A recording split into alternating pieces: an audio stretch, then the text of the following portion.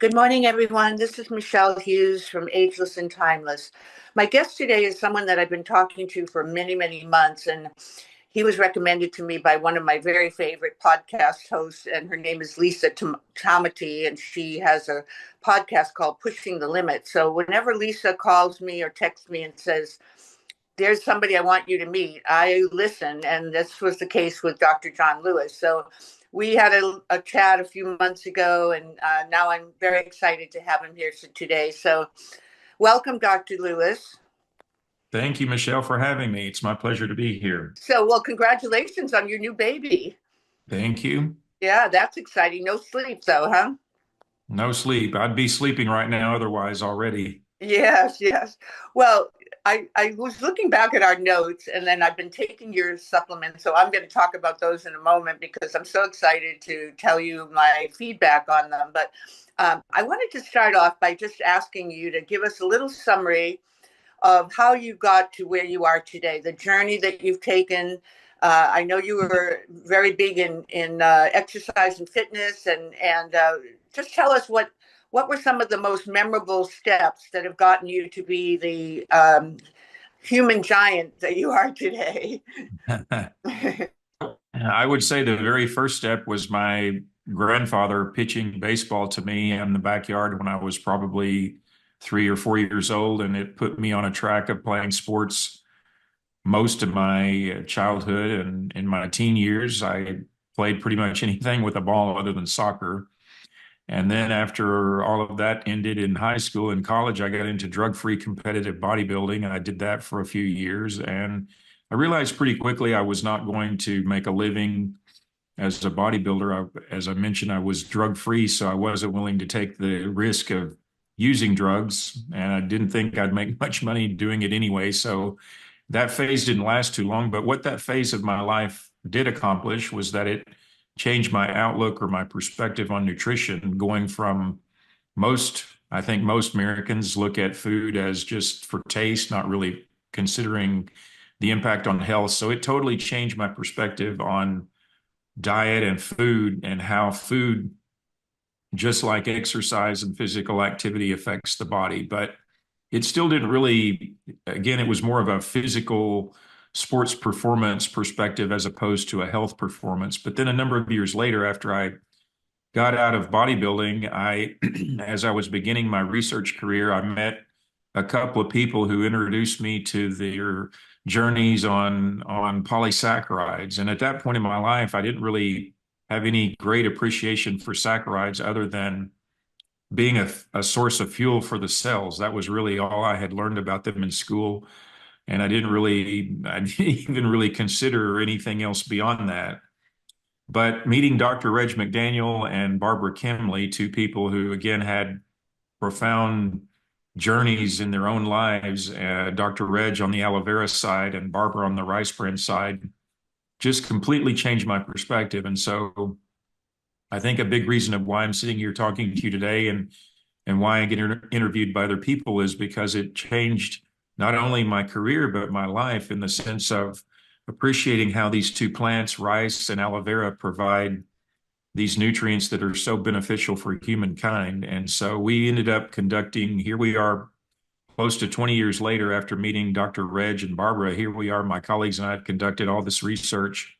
I'm no longer in academics full time, but we conducted all this research that led to the product that I'm now selling today as a businessman. And so had an incredible opportunity of, as the Beatles said, being on this long and winding road of this journey of nutrition, and specifically in polysaccharides, and of course still exercise and physical activity being a very important part of who I am and what I do, but really more focused on the nutrition side, and even more specifically the polysaccharides, and how I'm educating people about these saccharides that, again, I mean, when you think of aloe vera, most people only think of aloe vera for a topical solution. They don't even have a clue what taking these polysaccharides from aloe vera can do for them health-wise. And so the research we conducted in Alzheimer's, multiple sclerosis, HIV, non-alcoholic fatty liver disease, we've published some just incredible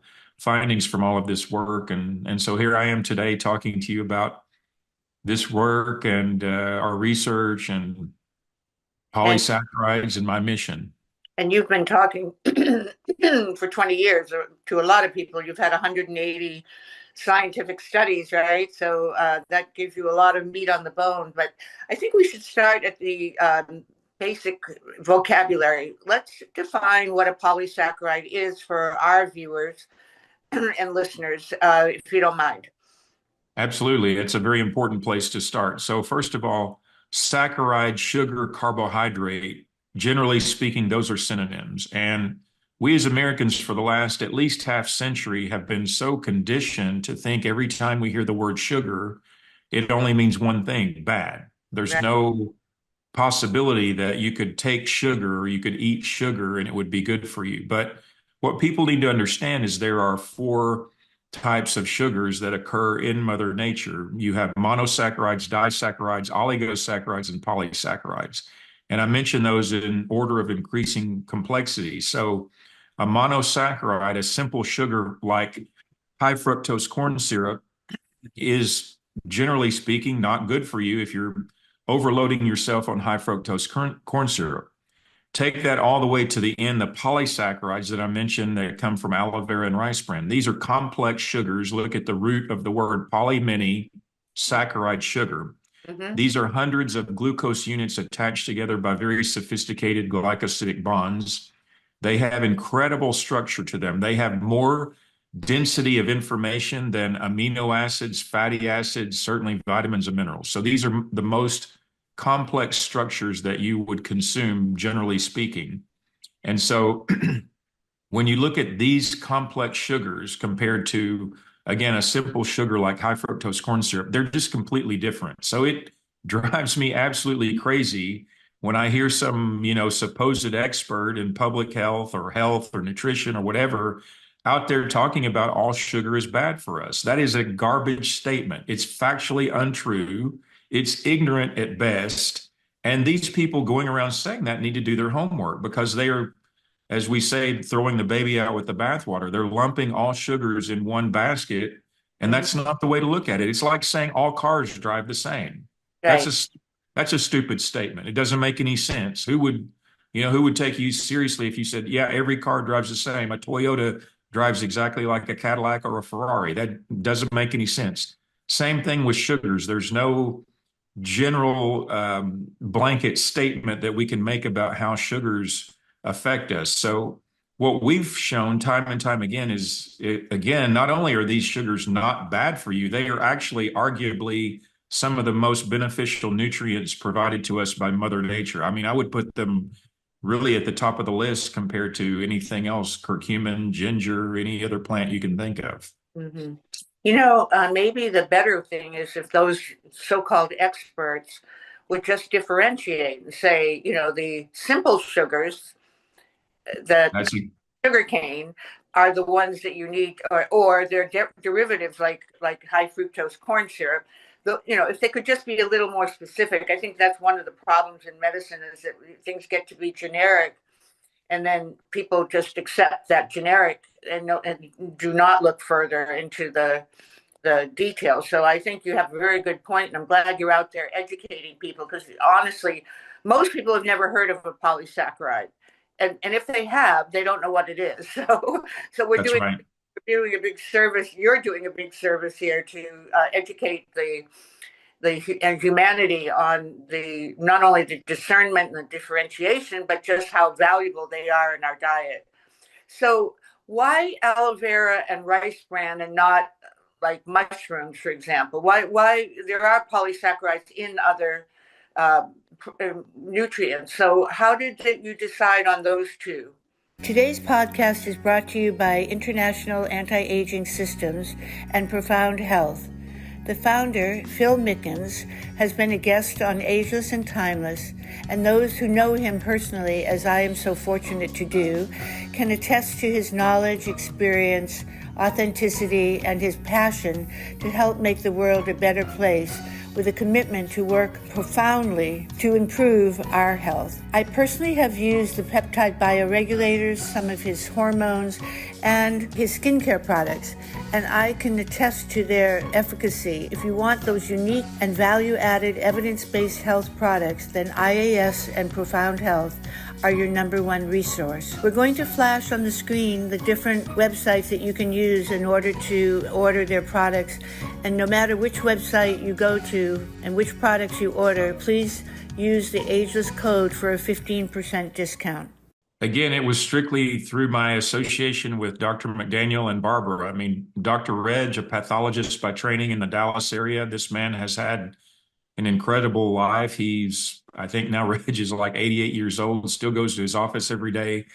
Like us, still fighting the good fight, still looking for money to do research. But Reg was introduced to this aloe vera product about 40 years ago. I think it was 85, 86. So he's on like a 40-year journey. He's like double the time invested that I have. But this man ended up leaving his practice. He was running a pathology unit at a hospital in Dallas to basically practicing nutrition based on the discoveries that he and his colleagues at Texas A&M were making with these allopolysaccharides. And then Barbara was a patient here. She used to live in the Fort Lauderdale area, and she was a patient at the University of Miami.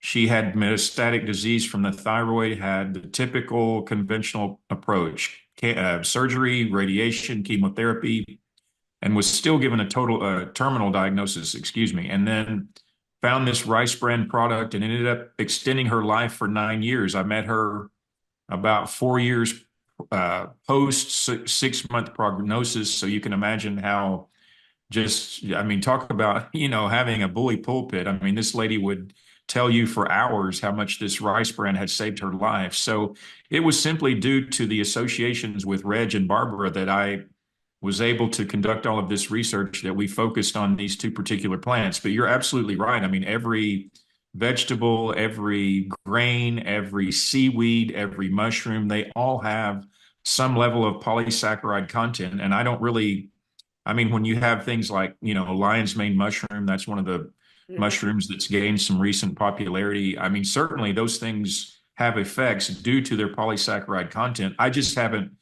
Michelle, I just haven't had the opportunity. I mean, there are just only so many, years in your life that you have to do certain things. I've just focused on the two from aloe vera and rice bran, really. I mean, with all due respect to all the other plants out there, I just don't know too much about them, just because, again, there's so much to know and only so little time that you have in your life. But and you're doing so much in depth, and with so many diseases that you're looking at, and the impact of the polysaccharides on those diseases. So obviously Alzheimer's being the most recent and the biggest.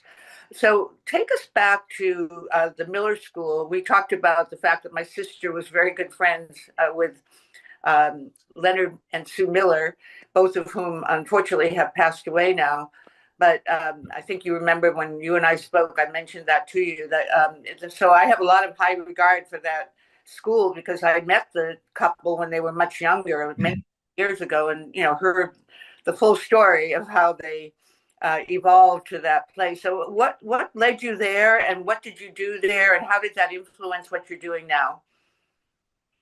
Well, I ended up attending the University of Miami to do my PhD because I wanted to move from Tennessee, escape the cold weather, and be somewhere in the country where it was warm and close to the ocean. So really, you don't have too many choices unless it's Florida or Hawaii, and I hadn't been to Hawaii at that point in my life. But or California.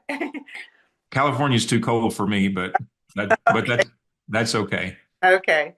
But anyway, I met a psychologist at the medical school, and during my first year at the university, I met a psychologist who was working at the medical school doing research. And so anyway, that was how I got connected into the medical school. And I actually knew Sue a little bit myself. Unfortunately, that was more toward the end of her life, and I didn't really have much of a chance to get too involved with her. But I didn't know Leonard at all. But I spent about 20 years there conducting research full time. And toward the end of that 20 years was when I really got pretty burned out on essentially begging the government, foundations, individuals like the Millers that have a lot of money to do research. It's not really a nice way to make a living. It's very stressful, especially when you're doing research in nutrition that's considered kind of black sheep-ish, if you will. Like if you're not doing it at a very conventional place like the University of Miami that depends on all this big pharma funding, Right. if you're not doing research in pharmacology or even genetics, Right. then you're struggling. I mean and I'm just being very honest here. You're really struggling to make a living, to keep your lab going, because you're just not doing research that pays the bills per se, and that 90 something percent of the people around you are doing. So it's difficult to make a living that way. Yeah. And it was only through the generosity of this one family who spoke with Dr. Reg after the wife of this husband and wife had listened to Dr. Reg give a lecture one day about some of the work that he was doing with the polysaccharides with people with Alzheimer's and Parkinson's. And so this lady approached Reg after his lecture. She said, "Wow, this is very interesting." She and her husband started a relationship with Reg, and then they decided to make a donation to research on the polysaccharides based on what he had talked about. Their only requirement was that they wanted us to do the research in people with Alzheimer's because they had lost 4 family members to the disease. And so they made a donation. Reg was not affiliated with any university or research organization at that time. I just happened to be in the right place at the right time, and now here I am today. And so we ran the clinical trial in Alzheimer's, which even today, I mean, again, I'm no longer in academics, but today, as far as my academic or research career goes, that is the highlight of my career, simply due to the fact of what we discovered. We put them on this formula that we now call daily brain care, and we assessed them over a 12-month intervention. We tested their cognitive function at baseline, 3, 6, 9, and 12 months. We drew their blood at baseline in 12 months. And Michelle, quite frankly, we discovered things in that study that are unparalleled. No other study has shown similar things. So these were people with moderate to severe severity, which is basically the worst level of severity of this disease. They were on average 79.9 years of age, so relatively older group of folks. And they also didn't just have Alzheimer's, they had diabetes, depression, different forms of heart disease. So very impaired as well. At 9 and 12 months, we showed clinically and statistically significant improvement in cognitive function according to the ADAS-Cog, which is the gold standard for assessing cognitive function, particularly in people with any form of dementia. That's unheard of. That is unheard of. There's no other study. Any of your listeners can go to PubMed themselves, do their own literature search. You will not find any other intervention that showed that kind of an effect. You can look at the 5 FDA-approved drugs for dementia. They do basically nothing. If you're lucky, they will delay progression of the disease. But you can look at any type of diet, any other dietary supplement, exercise, hyperbaric oxygen, red light therapy, acupuncture, anything. Just take your pick. Nothing else has shown that kind of an effect. And remember, this is a disease that as you progress through it, you lose your cognitive function. And also, most people, I think they sometimes tend to think that cognitive function is synonymous with memory. Memory is only one part of cognitive function. So you have multiple domains of cognitive function. For example, your ability, your executive functioning ability, your processing speed, your recall, your orientation to space, time, all these different things. So it's not just your short-term and long-term memory. There's a lot that goes into your cognitive function. Right. Are you familiar with the test called the WAVI? WAVI? I have seen that, but I'm not familiar with it. I haven't used it in any of our research. Yeah, I'm going to connect you with Roberto Bateta, who is the one of the partners in that company, and they were literally right next to Roberto's booth at the A4M show in Vegas last December.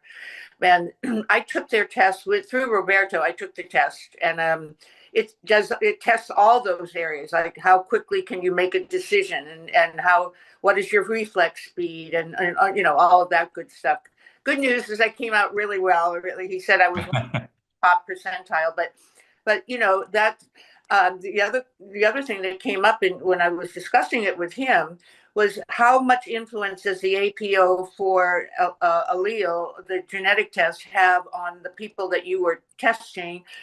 And if, in like an example, did you ask all of those participants if they had the positive result on that genetic test? We did not have, we had, again, remember, this was private money. This was not from, Yeah. the government or some big organization. So we were pinching pennies and nickels and dimes. I mean, we didn't even draw blood at 3, 6, 9, and at 3, 6, and 9 months, which we, wanted to do. We only had money to draw blood at baseline in 12 months. So we didn't do any genetic testing in the study, unfortunately.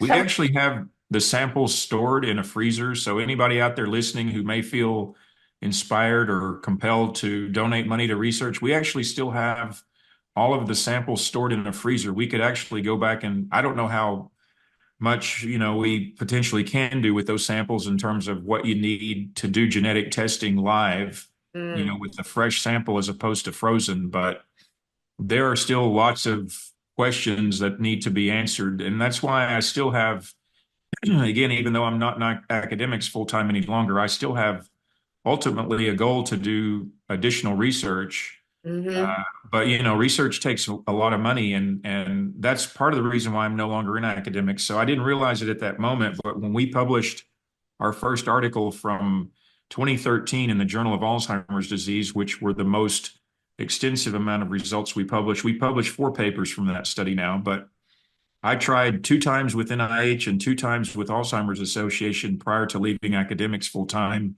over the next couple of years, and I got that much in return. Well, hang on, because if Robert F. Kennedy gets confirmed in the new administration, hopefully there'll be a lot more opportunity for tests that are in the integrative and functional side of things with plant-based diets and so forth. So and your test and your research may be far more acceptable or valuable even to them. So that's something to, I'm glad that you kept frozen samples. That was really smart to do.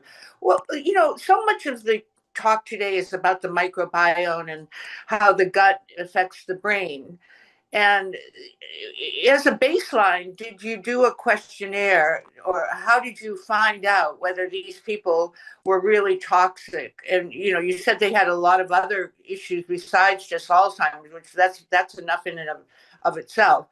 But did you actually look into their condition of their microbiome?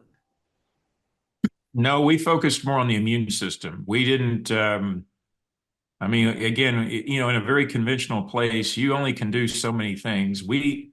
Rather than looking at the microbiome, we chose to focus on the immune system simply because the immune system it's not just our first line of defense against infection. It's so much more than that in the sense of how it crosstalks to all the other major organ systems. And so we wanted to look at the role of the inflammatory markers, overall immune system functioning, adult stem cell production. We even, in our last paper we published a little over a year ago, we showed how the Th1 and Th2 components, the pro versus the anti-inflammatory side of the immune system, were affected as well. But for example, we showed an improvement in overall immune function according to the CD4 to CD8 ratio. That's your ratio of helper to cytotoxic cells. So that's very important for all of us, not just for people with Alzheimer's disease. We showed in TNF alpha and VEGF, which are proteins commonly looked at in heart disease and cancer. Our paper was probably the first one that published that in people with Alzheimer's disease. And then we showed just under a 300% increase in adult stem cell production according to CD14 cells over that 12-month period as well. So those findings, again, were probably some of the first findings ever published in people with Alzheimer's disease. And we showed very significant links between how the immune system functions and then how you can say cognitive function is essentially a proxy measure of brain function, Mm-hmm.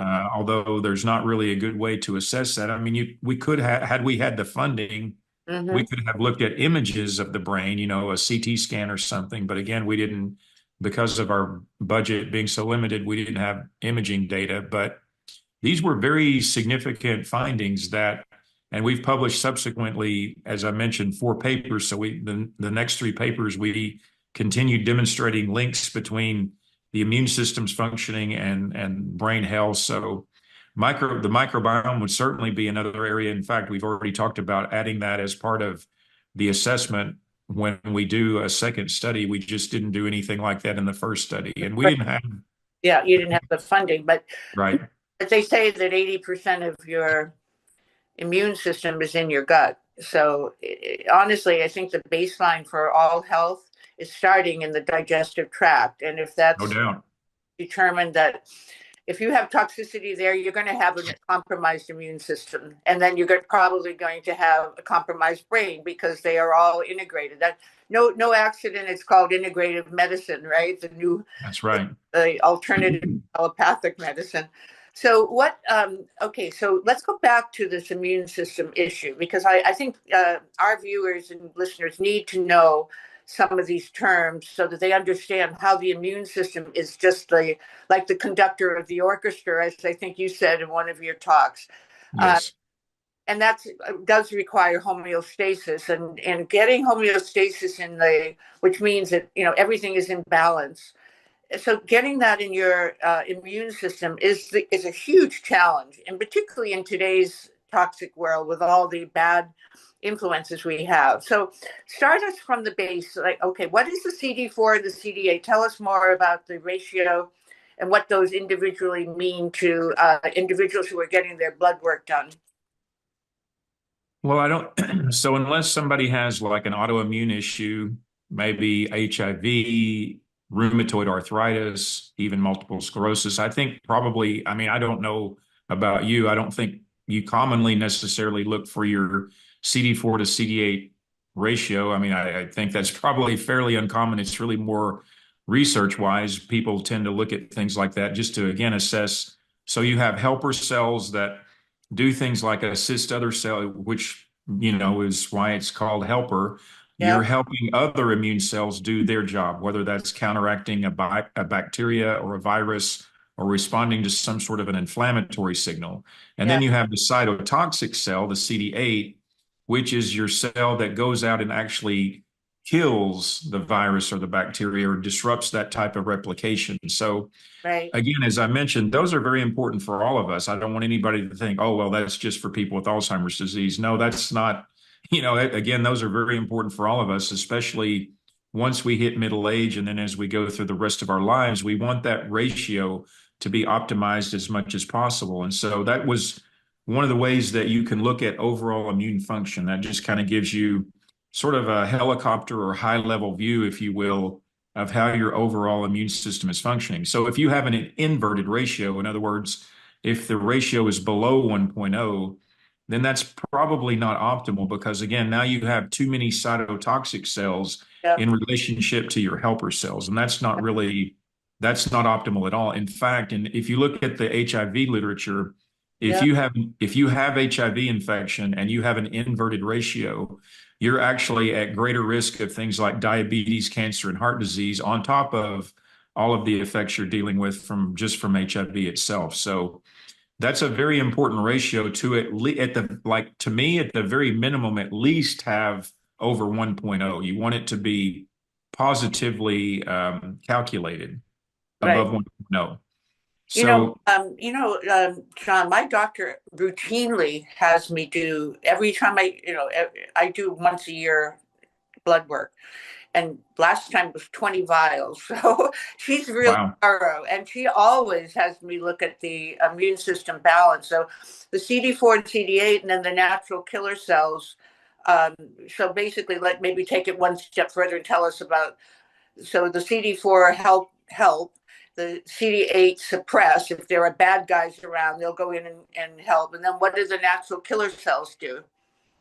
The natural killer cells are our first line of defense against virus and transformed or carcinogenic cells. So obviously we want our immune system and it's all of its many different roles. We have all of these different subsets of the immune system.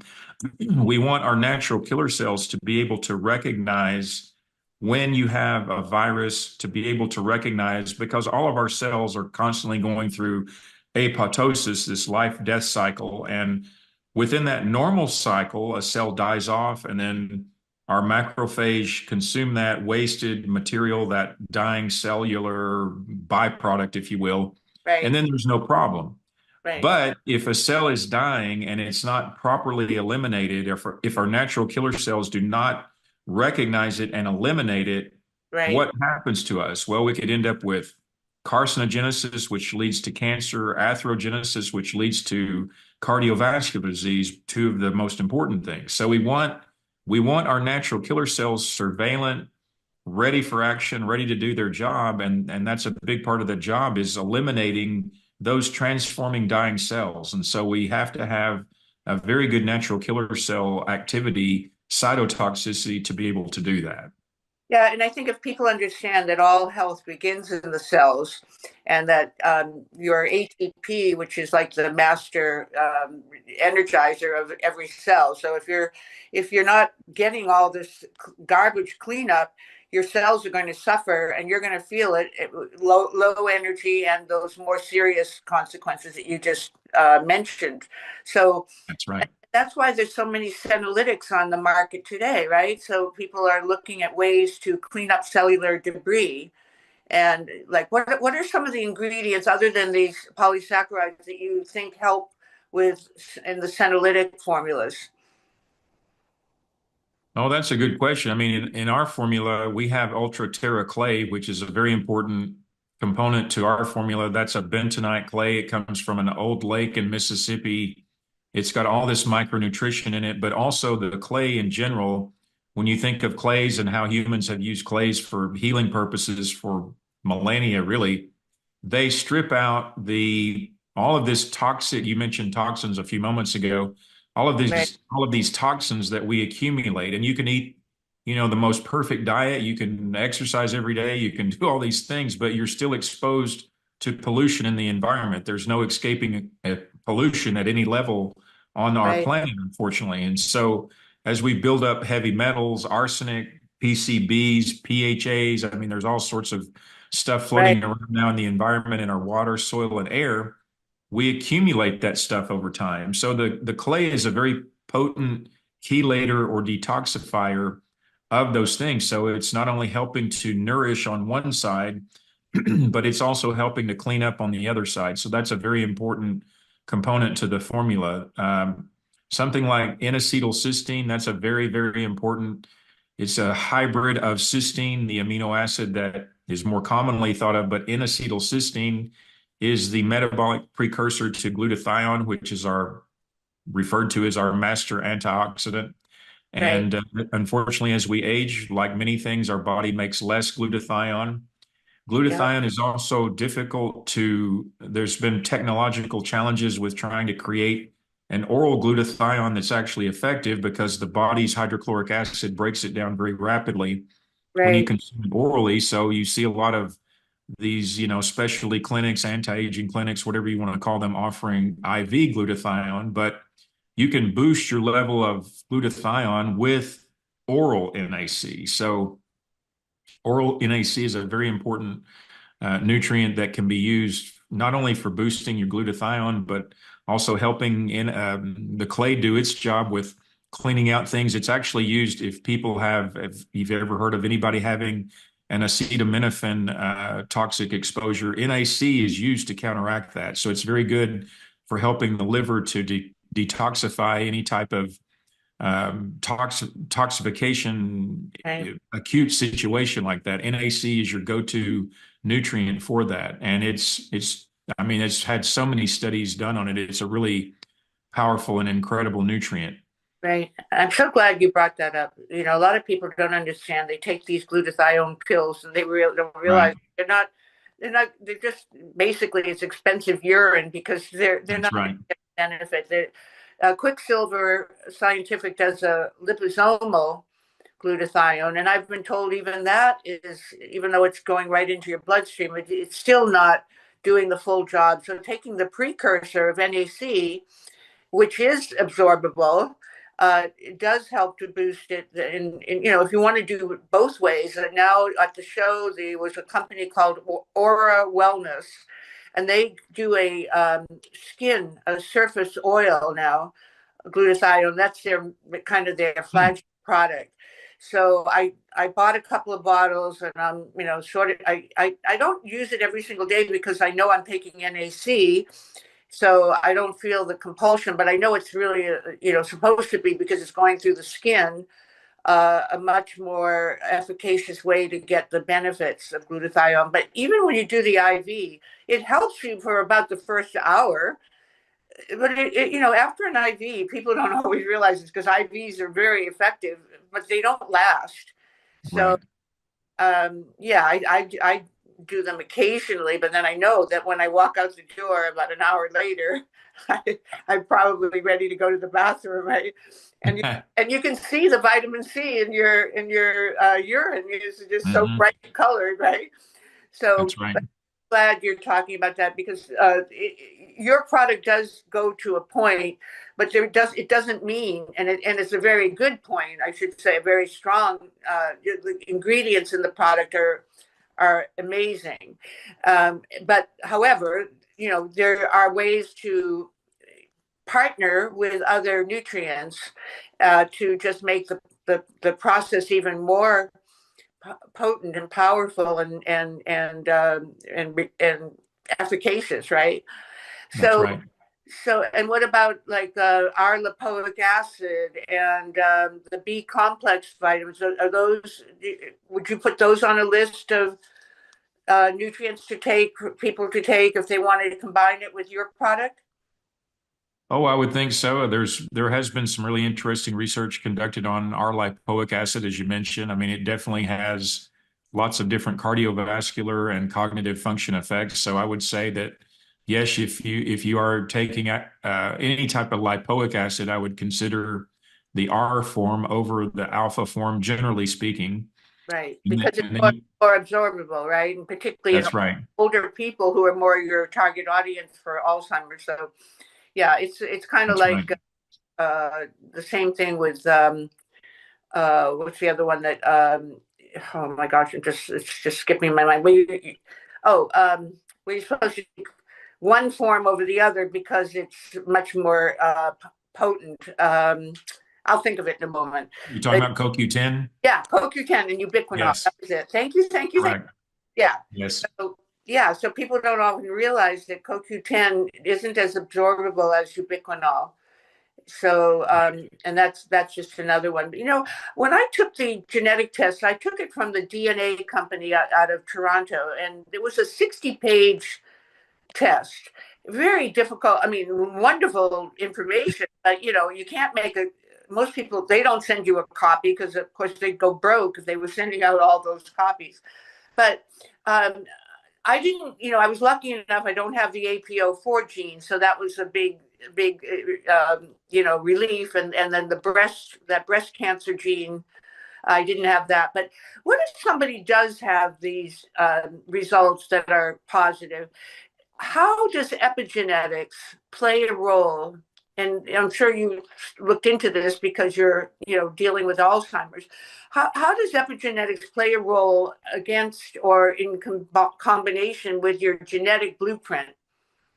And how would you guide people if they do get a positive result to say that doesn't mean you have a death sentence, that you're going to get Alzheimer's, because your epigenetics, which is your lifestyle, will could prevent that from ever happening. So how do you explain that from a medical and scientific standpoint? Well, you just said it. I totally agree with you. Just because you have a mutation on your genetic side does not mean it's a death sentence. So I would tell people not to freak out about any genetic testing that they've received and really focus. If they were not already focused on their lifestyle, then, like at that point, that's really when it becomes a real necessity to do so, because then ultimately, if you don't, you would end up being more likely to be a statistic or a number based on that genetic risk. So you're absolutely right. I mean, I think the best way that, lay people can understand how our genes function is that our genes do not really do anything until they receive information from the environment. And then it's kind of like if you use the analogy of a gun, a gun by itself can't do anything to another person or an animal or whatever, but you put ammunition in that gun and then you pull the trigger and that's where it can do damage. Same Right. thing with our genes, right? I mean, so our genes are sitting there waiting on information from the environment, and usually the most readily available source of information that our genes receive is what we stick in our mouths. So every time we bend our elbow, open our mouth and put something in it, that's where our genes are getting information. And going back to the polysaccharides for a minute, that's where I would argue that the polysaccharides can make such a huge difference in someone's life, not just from the brain health perspective, but really head to toe, is that these polysaccharides have so much coded information in them that is beneficial, not detrimental. And so taking these polysaccharides every day, you are instructing the cells through the guidance by the genes and how to function properly. Yes. So it's a very important tool in your toolbox to utilize to help you with that. But generally speaking, I mean, we know, just again, don't take my word for it. Go to PubMed and do your own literature search. If Mm-hmm. you look at all of the lifestyle data out there, nutrition, physical activity, exercise, dietary supplementation, smoking or not, of course, those are very specific behaviors related to certain cancers and other diseases, Mm-hmm. use of alcohol, Mm-hmm. stress management, Correct. sleep, all these different things. Nutrition, and I'm lumping everything about nutrition under sort of one umbrella, your diet, your supplementation, all these things together. But far and away, nutrition is the number one lifestyle choice that we can make, good or bad, depending on how you utilize it, Yeah. to your detriment or to your benefit in terms of your ultimate health outcome. So Yeah. circling that all the way back, you have somebody who does genetic testing. Maybe they have the mutation of the ApoE4 allele on one side, or maybe they even have both. Yeah. Uh, just, again, don't freak out about it. Just be, starting from that point, be very vigilant about how you take care of yourself. And then hopefully through your own activity, through your own lifestyle, you will keep that genetic risk, under the cover, if you will, lack of a better Right. analogy, and Yeah. not allow it to express in a way that would ultimately lead you to having Alzheimer's disease. It's so interesting because you're absolutely right, and it's important that people hear this because very often people get the results of their genetic test and they think that's a life sentence or a death sentence, like we said, to their lives, and they then start having these negative, because your attitude and your thoughts create a reality. And so if you're That's right. attracting that kind of energy of negativity about your genetic results. So with mine, I said to the people at DNA, the CEO, how come I have the obesity gene? I said, I've been a size 6 since I was in my teens. And he said, well, yeah, but that's because you learned early on to all the nutrients that are important to your life, and you've been very disciplined. If you weren't, and he's right, because a lot of my family members were very heavy. And Mm. so it must be something, inherited. My father, however, was not. So he had other issues, but, with stress management and that kind of thing. But that, and then they also told me that I had a dopamine or neurotransmitter, slow converter of serotonin and dopamine. And yet Mm. I'm one of the most positive people you will ever meet. So rather, and I'm only mentioning this about me because it does express to the point of what you're saying, that don't take it as a sentence. This isn't just an outline. It's a That's basic. right. Recognize that you are very lucky. Actually, I've converted this into a very positive and said, wow, it really does work to be disciplined and to be knowledgeable and to take action and be proactive about learning, like with discovering you, Dr. John, is, it really has been a huge benefit. And I want to talk about that in just a moment. But so I just want to be sure we express that to people, that just because you get that, gene doesn't mean you're going to get Alzheimer's. Or any other condition. That's right. Well, and the other thing that people should understand is we have over 40,000 genes. I know that's amazing.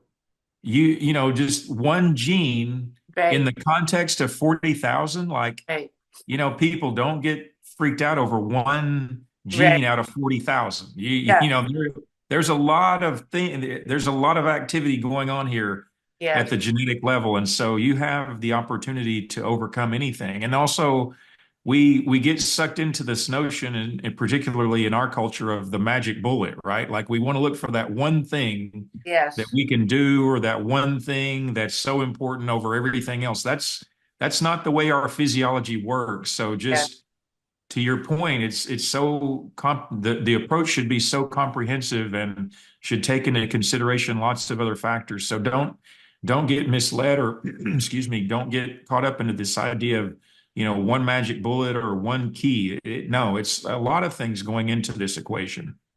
Well, that's why it's good segue, because I want to talk a little bit about what happened to me, because you were so kind to send me some samples to try, which I have been routinely using since I received them, and that's a couple of months now. I must say I like the capsules better because I travel a lot. So the daily brain care comes in powder, which is much more absorbable. I recognize that. I much prefer using powders and liquids for not having to go through the liver like a capsule does. However, with people who are busy lives like me, popping a capsule is sometimes easier than the 2 times a day. But I just wanted to let you have some feedback publicly that after I started taking your product along with Dr. Dale Bredesen, who is, do you know Dr. Dale Bredesen? Written the book about ending Alzheimer's, and Dr. Dane Goodnow, who is one of my very close allies, and I'm in his clinical.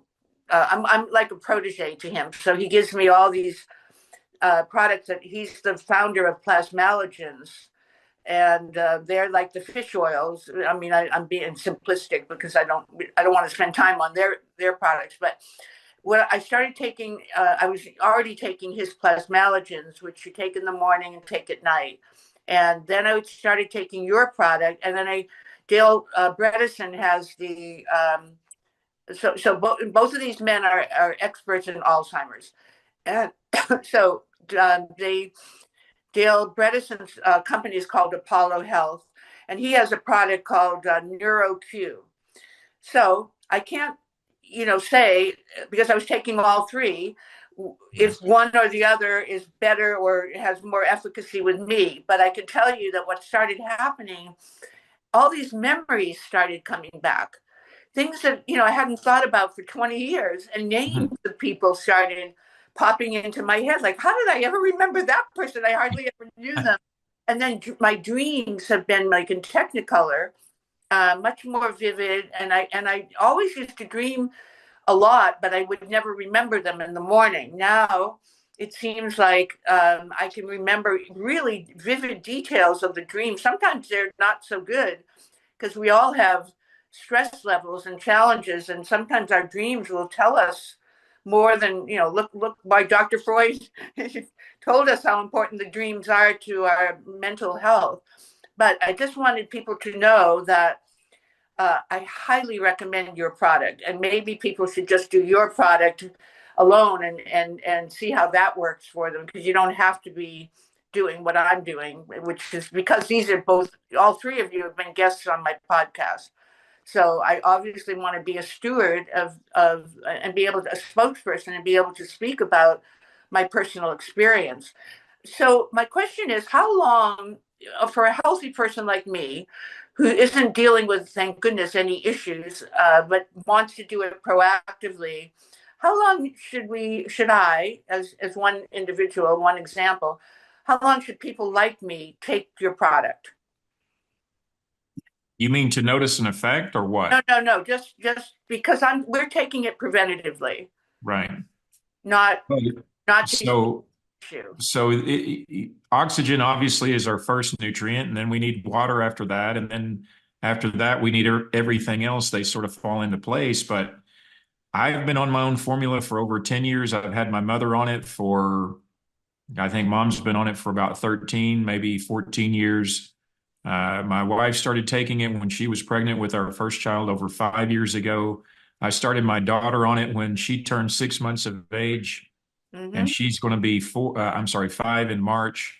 So Mm-hmm. I say all that to say that number one, I'd be a hypocrite if I wasn't taking my own stuff. But number two, that prevention is, to me, is as important as anything else in terms of, not to your point of not wanting to get any health issue. And I'm Right. glad you don't have any health issue, but this is not something you just take and then, you do it for a few months and that's it. You don't need it anymore. No, this is again, like, just like oxygen, you need these polysaccharides every day, and you're not getting, I mean, I don't know about you. We have aloe vera growing in our backyard, but I'm not out there snipping leaves off every day and sucking the gel down. It tastes nasty, It does. and it's 99% water. So the polysaccharide content is so diluted in the water, it's pretty irrelevant. Mm-hmm. So we've done the hard work for everybody. We've concentrated it into a powder that you can take every day and benefit from. And again, I would say that anybody that want to take daily brain care along with whatever else they take every day would certainly be adding a tool to his or her toolbox. That, I mean, I stand by everything that we've done. I didn't the daily brain care is not just some slick marketing idea. This is the baby of decades of research that my colleagues and I have conducted. If I was only trying to make a lot of money, I did a very poor job of it, because I spent all of those years at the university not making a lot of money and doing all of this research. And so Right. this is my inanimate baby that I'm trying to spread a message of to people, and all this science that we've published in the peer-reviewed literature. And so I would just say, you want to take this for the rest of your life. We don't know, prevention is kind of the unanswerable question. We don't know how prevention works until, unfortunately, we get to the end of our lives.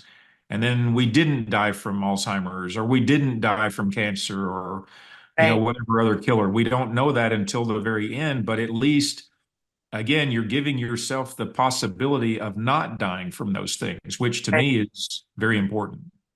Yeah, and when you do your biological age, which at A4M, they have a number of different people, vendors that are testing you. True Diagnostics is the one that I've used, and it tells you, just basically how all your systems are working. It's really the health of your organs and the functioning integratively of those, rather than your how many years around the sun have you. And mine came out 20 years younger, and I know, and I'm just telling people this, I know it's not just an accident. It wouldn't be that if I were not so disciplined and proactive about taking products like yours. So I'm glad you answered that question. So now I know I have to be your lifetime customer. And by the way, everybody, if you go on Amazon, there are so many products that are not scientifically backed.